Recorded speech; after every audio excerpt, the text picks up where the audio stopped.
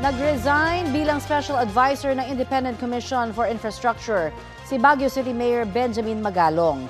Kasunod po yan ang pahayag ng Malacanang na ire-review ang kanyang appointment sa komisyon. Balitang hatid ni Jonathan Andal. Mayor Benji Magalong, Special Advisor, and who will act as investigator for the ICI. 2 linggo matapos i-anunsyo ang magiging papel ni Baguio City Mayor Benjamin Magalong sa ICI o Independent Commission for Infrastructure, iba na ang sinabi ng palasyo. Liliwanagin po natin, ang pagtalaga po sa kanya ng Pangulo ay bilang Special Advisor at hindi po lead investigator or in any other form na pag-iimbestiga. Kinagabihan, nag-resign si Magalong sa ICI. Sabi niya sa liham na ipinadala kay Pangulong Bongbong Marcos ang pahayag daw ng palasyo tungkol sa kanyang trabaho na taliwas daw sa nakasaad sa kanyang appointment ay nagpapahina raw sa tungkulin at mandatong ipinagkatiwala sa kanya. Nagkaroon na rin daw ng duda sa kanya bilang bahagi ng ICI. Naging malinaw niya na hindi na kailangan ng kanyang serbisyo. Nagsorry si Magalong sa mga taga Baguio dahil naging busy raw siya sa ICI. Ang pahayag na ito ni Magalong binanggit ni Yusek Castro sa kanyang briefing nang i-anunsyo niyang pina-review ni Pangulong Bongbong Marcos sa legal team ang pagtalaga kay Magalong. Binanggit din ni Yusek Castro na may mga puna ng pagbibigay kay Magalong ng trabaho bilang ICI Special Advisor habang siya ay mayor.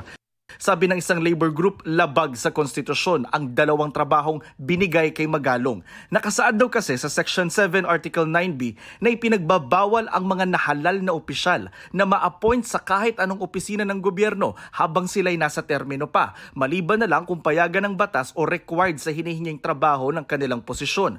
Binanggit din ng palasyo ang puna na posibleng umanong may conflict of interest lalo't may tennis court at parking area project sa Baguio na ang kontraktor ay St. Gerard Construction Company, kumpanyang pag-aari ng mag-asawang Sara at Curly Discaya na sangkot sa mga maanumaliyang proyekto sa gobyerno.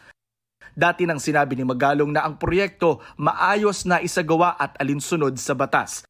Nilinaw din muli ni Magalong sa kanyang pahayag na walang conflict of interest. Nagbitiw raw siya para protektahan ang integridad ng ICI. Anya, hindi madali ang magbitiw pero naniniwala siyang kailangan niya itong gawin. Kahit wala na siya sa ICI, itutuloy niya ang laban kontra korupsyon. Hindi pa sinasabi ng palasyo kung tinanggap na ba ng Pangulo ang resignation ni Magalong. Pero sabi ni Secretary Dave Gomez ng Presidential Communications Office, nakalulungkot ang pagbibitiw ng alkalde sa ICI.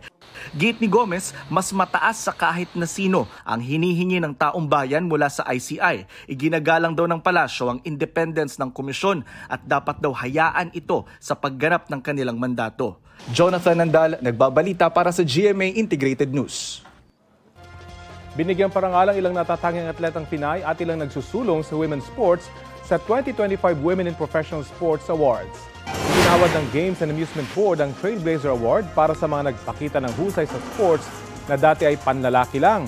Kabilang sa mga awardee ang Pinay boxers na sina Althea Shine Porres at Jezebel Pagaduan. Gayon din si 2023 World Pool Champion Cheska Centeno. Trailblazer awardee ng triathlon promoter na si Maria Cristina Galura at mixed martial arts referee at judge Giselle Daya. Ibinigay naman ang Exemplar Award sa mga nagsisilbing inspirasyon sa mga kabataang babae na lumahok sa sports. Sila ay sina basketball referee at technical supervisor Faye Veras, boxing manager na si Marivic Matsuara, volleyball player na si Bea De Leon pati ang kanyang team. Ibinigay naman ang Paragon Award sa international game developer na Moonton Games dahil sa kanilang mga hakbang para mas maging inclusive ang online sports sa kababaihan. Sa isang video message, binati ni First Lady Liza Araneta Marcos ang lahat ng awardees at pinuri ang kanilang dedikasyon sa pagsusulong sa women's sports. Pansamantala din o pinasalamatan din ng First Lady ang GAB para sa pagkilala sa mga atletang Pinay. Ito na ang mabibilis na balita sa bansa. Nagdulot ng bahagyang pagbaha ang pagkasira ng tubo ng tubig sa Visayas Avenue sa Quezon City. Ayon sa mga taga-barangay, bandang alas 11:20 kagabi nang mapansin ng mga residente ang pagtagas ng tubig. Apektado ang supply ng tubig sa mga barangay ng Basra, Culiat at New Era. Nagsagawa na ng pagkukumpuni ang Manila Water sa nasirang tubo. Apektado rin ang daloy ng trapiko sa lugar. Nagkasunog sa isang residential building sa Mandaluyong kahapon. Batay sa investigasyon, nagsimula ang sunog sa ikalawang palapag ng gusali. Mabilis naman itong napula ng mga rumesponding bumbero. 2 alagang pusang natagpuang patay sa gusali. Ayon sa may-ari, nahirapan siyang makita ang mga alaga ng patay ng switch sa kanilang lugar. Inaalam pa ang sanhi ng apoy at halaga ng pinsala.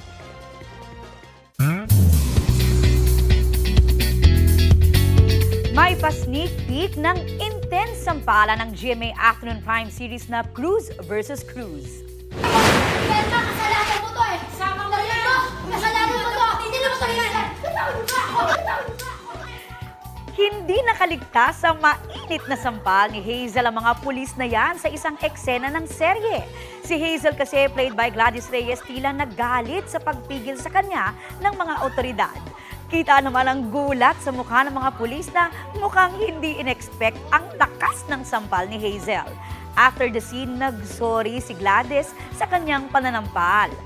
Mapapanood ang Cruz vs. Cruz Monday to Friday, 3:20 p.m. sa GMA Afternoon Prime.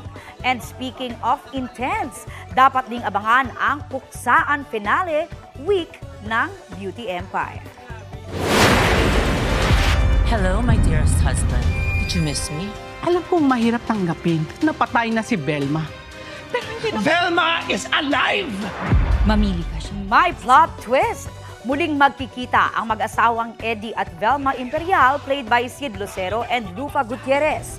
Abangan din ang magiging ending ng mga karakter ni na Barbie Forteza at Kailin Alcantara na sina Noreen Alfonso at Shari De Jesus.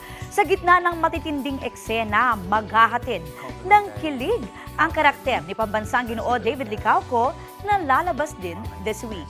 9:35 p.m. yan sa GMA Prime pagkatapos ng Sanggang Dikit for Real mula Lunes hanggang Huwebes. Ang Beauty Empire ay collaboration project ng GMA, View Philippines at Creation Studios.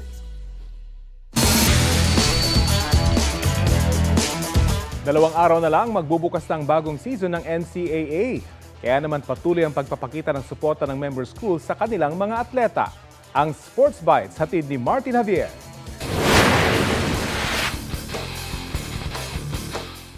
Ilang tulog na lang magsisimula na ang panibagong season ng NCAA. Kasabay ng paghahanda, 2 pang member schools ang nagdaos ng pep rally.